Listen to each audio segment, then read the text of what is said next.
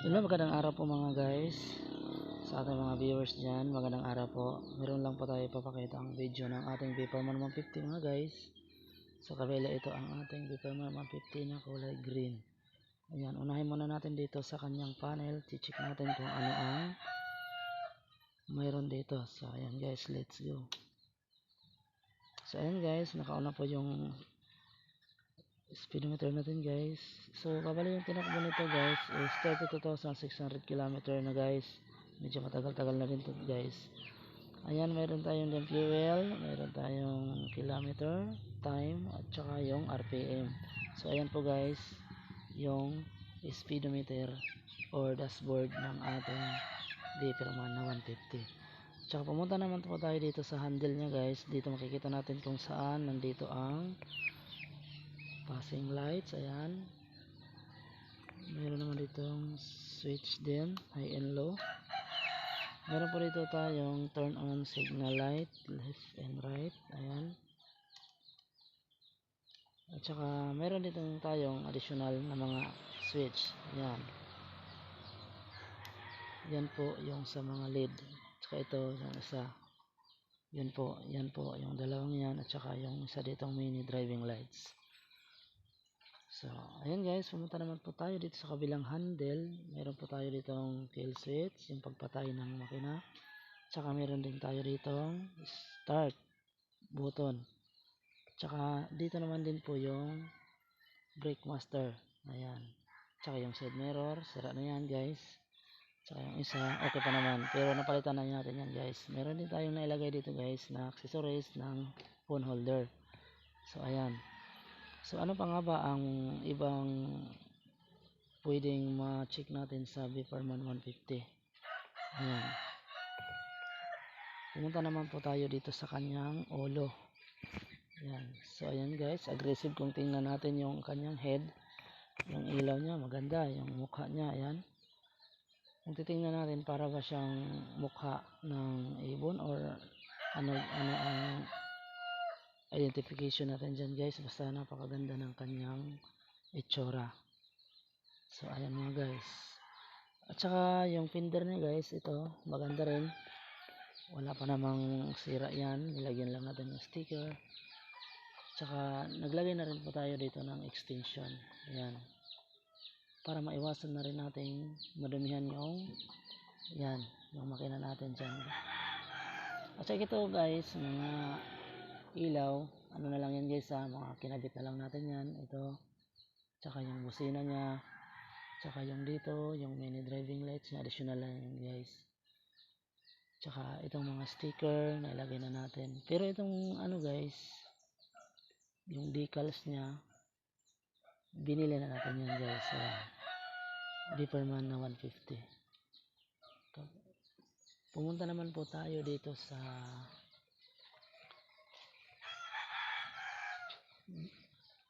naman po tayo sa kanyang monoshock. Ayan guys, meron siyang monoshock dyan, pero napalitan na po natin yan. Yung original niya kasi medyo matigas, pinalitan natin ng monoshock ng Suzuki Raider na 150 kasi match naman din yan. Kaya yun. Tapos ito namang ano natin guys, yung tank master ng brake, bago na rin to, napalitan na natin ito, mga 1 year na yata ito. Medyo napalitan na natin dito. At saka yung ito, hindi na to original mga guys, 6RM yata itong nabili natin, or di ko lang alam kung anong sukat yan. Pero yung dito naman po sa kanyang brake, yung anong tawag dito, yung disc brake ba to, drum, ganyan, wala pang napapalit yan guys. Tsaka itong brake pad nya, napalitan na natin yan. Pero yung disc brake, wala pa naman yan, hindi pa napapalitan yan.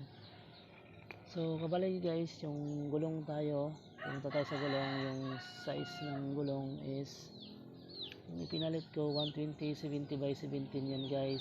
Medyo malaki-laki na to, kasi original dito is nasa 190 ba yun, basta ganun, nasa 100 or 9, 100 lang yun original nitong gulong. Pinalitan ko ng malaki para mas maganda rin naman i-banking. Ayan, naka-tubeless na po yan mga guys, naka-tubeless na po tayo. Yung pipe naman niya guys, ito yung tambutso niya, original pa yan, pero nilagyan lang po natin ng butas. Niyakin lang natin kasi para naman po may persa siya guys pag paahon, ayan, para medyo naman makahatak tayo. Tsaka pumunta naman tayo dito guys sa kicker. Ito yung kickstart niya guys, okay pa naman to guys, lumalagitik pa yan. Yan, yan, okay pa yung mga ano niya guys, bulitas. Tsaka dito naman yung ano to, yung tapakan ng pasayro guys, yan, maganda pa yan guys, wala pang sira din yan. Tsaka yung clutch nyo guys, itong yung cable, hindi pa napapalitan yan guys. 3 years old na po itong motor na to, pero wala pang napapalit. Ang napalitan lang po natin dito guys is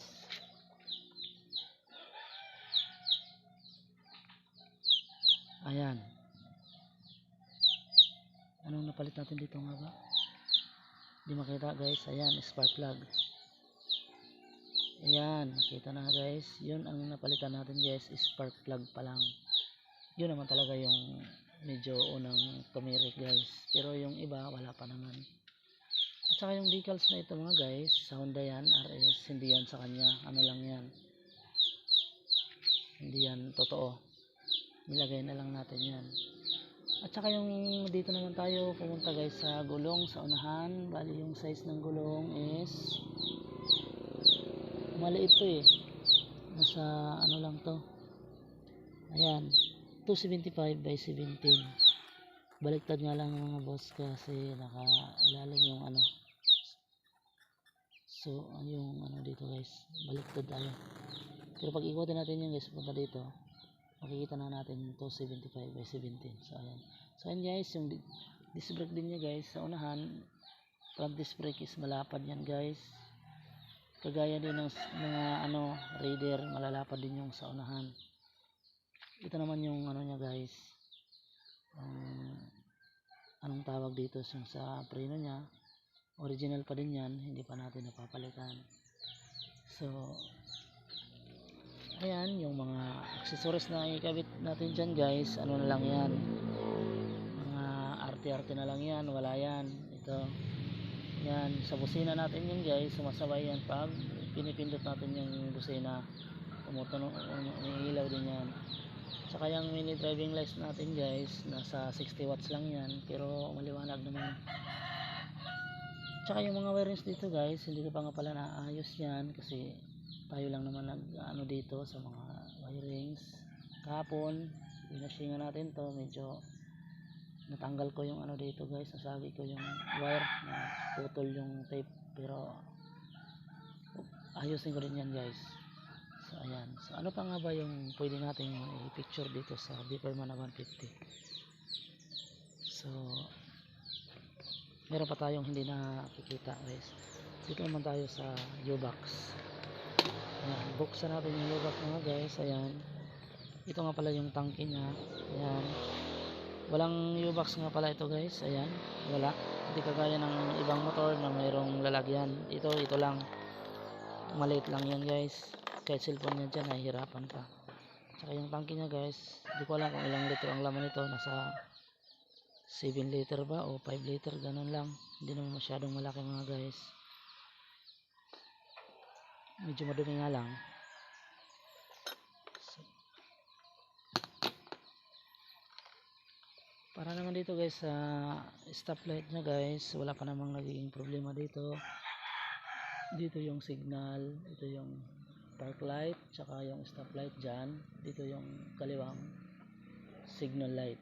So ayan, so dito naman po tayo sa ano, sa sprocket nya guys. Ito naman po yung sprocket nya guys, yung original nito is nasa 40 plus 45 ba yun, basta hindi ko lang alam, sa 40, sobrang malaki yung original nya. Pinalitan natin ng maliit kasi medyo ugong talaga yon, pero ito napasobra tayo ng liit guys, nasa 36 lang to eh. Yung mats ko dito yung ikinakabit 38 kasi yung gulong niya medyo malaki, kahit 40 kaya pa yan mga guys.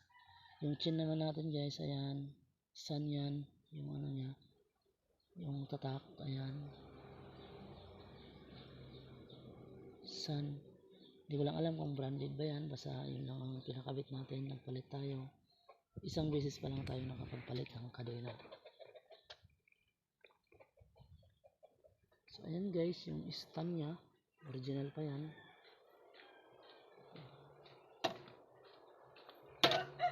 Ayan, original pa yan guys, wala pang nagiging issue niyan. Tsaka nilalagyan lang natin yan dyan dito ng use oil para naman malambot pag ganun, diretso yan. Tsaka yung center stand ganun din, alagaan lang natin dito, lagyan ng use oil para naman malambot siya. Tapos pumunta naman po tayo dito sa kanyang gear position. Ayan guys, bali yung speed, anong tawag doon, yung nasa 5 speed po tayo guys. Kabali ang cambio nito guys, 1 down 4 up na. Ayan, yung kabali yung neutral nito mga guys, between 1 and 2. Ayan, pag ibaba natin yan, number 1. Pag pataas, number 2. Taas ng taas, number 3 to 5. Pag neutral natin guys, baba hanggang 1. Kung gusto natin i-neutral mo guys, pitik lang ng konti. Ayan lang, naka-neutral na yan guys. Kasi pag napasobra tayo sa tapak, papasok na yan sa kanyang gear. Konting tapak lang guys, yung neutral, between 1 and 2 lang. Ayan lang.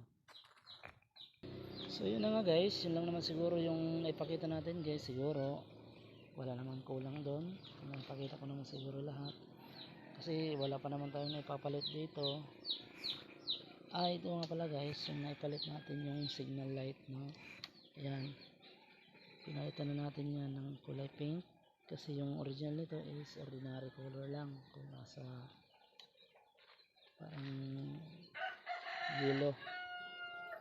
Ayan, naka pink na yan guys, pero sa video parang hindi yata pink. So ayan, i-check natin yung mga ilaw mga guys. Ayan, unahin natin dito yung baba. Ayan, ayan.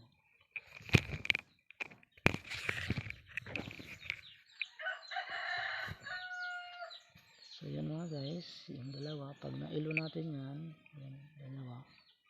Pag ilo natin yan, isa lang. Ayan, ay ilo lang yan. Ito naman yung passing light. Ayan. Ayan, pag pinindot natin yun guys, ilaw yung pass light. Dito naman po tayo guys sa mini driving lights. Ito guys, mini driving light. Ayan, dalawa. Ayan, kulay white na. Tapos meron pa yan, blinker. Ayan, ubusin natin lahat, pailawin mga guys. So kabali yan lahat yung mga ilaw natin mga guys. Yan po, tanggalin natin yung blink. Ayan, so yan na po guys yung ilaw natin, lahat yan. Isa-isahin natin papatayin. Ito yung park light na guys. Ayan, naka park light yan. Ayan. So yun po siguro guys yung Viperman 150 natin guys. Para sa nagtatanong kung ilang taon na po yung Viperman natin, yung Viperman natin guys is nasa 3 years na po ito guys. Nasa 3 taon na po ito, kaya medyo matagal-tagal na rin sa atin, pero wala pa namang nagiging issue to mga guys. Okay pa naman. So yan, maraming salamat po sa panonood nyo sa ating video ngayong araw na to guys. Kung nagustuhan nyo ang video natin guys, huwag na lang kalimutan i-subscribe ang ating YouTube channel guys, at i-share na rin. Tsaka comment na lang kung anong mga katanungan natin guys, para sa susunod masagot natin yan guys.